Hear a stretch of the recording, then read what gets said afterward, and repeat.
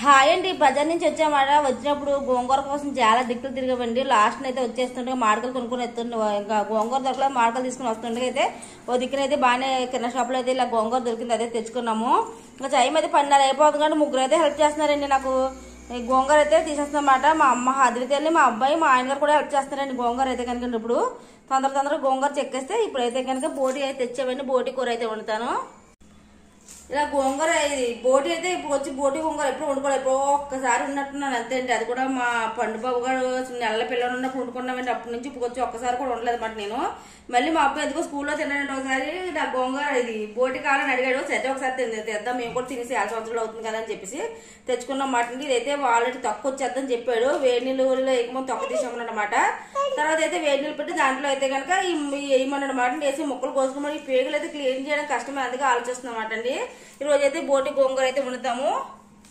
ఎలా చేస్తాను ఏంటంటే నెక్స్ట్ వీడియోలో పెడతానండి. ఎలా చేస్తాను ఏంటో మొక్కలు ఎలా కోస్తానంటే నెక్స్ట్ వీడియోలో వస్తాయి. Okay, bye bye. లైక్ చేయండి, షేర్ చేయండి, సబ్స్క్రైబ్ చేసుకోండి. Bye bye.